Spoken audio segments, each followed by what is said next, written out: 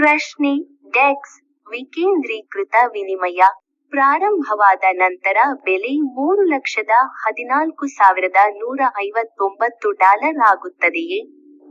Hot news ಪ್ರತಿಕ್ರಿಯೆ: ಇದು ನಿಜ ಎಂದು ನಾವು ಹೇಳಬಹುದು, ಏಕೆಂದರೆ ಇದು ಆಸ್ತಿ ನೀಡುವವರ ಮೇಲೆ ಅವಲಂಬಿತವಾಗಿರುತ್ತದೆ.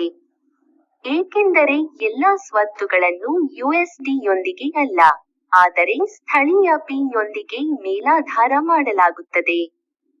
ಸೂಚ್ಯಂಕಿತ ಮೌಲ್ಯ USD-ನಲ್ಲಿ ಲೆಕ್ಕಹಾಕಲಾಗಿದೆ, ಆ ಟೋಕನ್ಗಳನ್ನು ನೀಡುವ ಸಂಸ್ಥೆಯ ಮೇಲೆ ಅವಲಂಬಿತವಾಗಿರುತ್ತದೆ. ನನ್ನ ಸ್ನೇಹಿತರೆ, ಈ ಚಿತ್ರದಲ್ಲಿ ಹಂಚಿಕೆ ಕೇವಲ ಬೆಲೆ ನಿರೀಕ್ಷೆ ಅಲ್ಲ. ಇದು ಬ್ಯಾಂಕಿಂಗ್ ವ್ಯವಸ್ಥೆಯನ್ನು ಒಳನುಸುಳಲು ತಂತ್ರದ ಮೇಲಾಧಾರ ಹಂತವಾಗಿದೆ. ನಾನು ನನ್ನ ದೃಷ್ಟಿಕೋನವನ್ನು ಪಾಯಿಂಟ್ ಮೂಲಕ ಬರೆಯುತ್ತಿದ್ದೇನೆ. 1. ಈಗ ಮೀಸಲು ಕರೆನ್ಸಿ ಅಭ್ಯರ್ಥಿಯಾಗಿದೆ, ಆಸ್ತಿಗಳನ್ನು ಜೊತೆ ಮೇಲಾಧಾರ ಮಾಡಲಾಗುತ್ತದೆ ಎಂಬ ನುಡಿಗಟ್ಟು ಬಹಳ ನಿರ್ಣಾಯಕವಾಗಿದೆ. ಡಾಲರ್ ಅನ್ನು ಬೆಂಬಲಿಸಲು ಚಿನ್ನವನ್ನು ಬಳಸಿದಂತೆಯೇ ಅನ್ನು ಹೊಸ ಡಿಜಿಟಲ್ ಸ್ವತ್ತುಗಳನ್ನು, ಸ್ಟೇಬಲ್ ಕಾಯಿನ್ಗಳು, ಸ್ಟಾಕ್ಗಳು, ಬೆಂಬಲಿಸುವ ಡಿಜಿಟಲ್ ಗೋಲ್ಡ್ ಆಗಿ ಇರಿಸಲಾಗಿದೆ ಎಂದು ಇದು ತೋರಿಸುತ್ತದೆ. 2.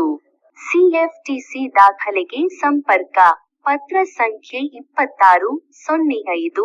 ನಾವು ಈಗಷ್ಟೇ ಪರಿಶೀಲಿಸಿದ ಫೆಬ್ರವರಿ 6, 2026ರ CFTC ಪತ್ರವು ಏನು ಹೇಳುತ್ತದೆ? ರಾಷ್ಟ್ರೀಯ ಟ್ರಸ್ಟ್ ಬ್ಯಾಂಕುಗಳು ಪಾವತಿ ಸ್ಟೇಬಲ್ ಕಾಯಿನ್ಗಳನ್ನು ನೀಡಬಹುದು. ಹಾಟ್ ನ್ಯೂಸ್ ಉಲ್ಲೇಖಿಸುತ್ತಿರುವ ಆಸ್ತಿ ವಿತರಕರು ಈ ಬ್ಯಾಂಕುಗಳಾಗಿರಬಹುದು. ನೆಟ್ವರ್ಕ್ ಬಳಸಿ ತನ್ನದೇ ಆದ ಕರೆನ್ಸಿಯನ್ನು ಮುದ್ರಿಸುವಾಗ ಬ್ಯಾಂಕ್ ಅನ್ನು ಮೇಲಾಧಾರವಾಗಿ ಬಳಸುತ್ತದೆ. 3,14,159 ಫಿಗರ್ ಬೆಲೆಯೇ ಅಥವಾ ಪ್ರೋಟೋಕಾಲ್ ಕೋಡ್ ಆಗಿದೆಯೇ? ಜಾಗತಿಕ ಸಾಲ $38 ಮತ್ತು 50 ಸೆಂಟ್ ಟ್ರಿಲಿಯನ್, ಮತ್ತು ದ್ರವ್ಯತೆಯನ್ನು ಸಾಗಿಸಲು ಮಾಪನದ ಘಟಕ ಆಗಬೇಕಾದರೆ, ಅದರ ಮೌಲ್ಯವು ತುಂಬಾ ಹೆಚ್ಚಿರಬೇಕು ಮತ್ತು ಸ್ಥಿರವಾದ ಗಣಿತದ ಅನುಪಾತವನ್ನು ಹೊಂದಿರಬೇಕು. ಸಂಖ್ಯೆಯಂತೆ ಪೋಸ್ಟ್ ಪಿಸುಗುಟ್ಟುತ್ತದೆ.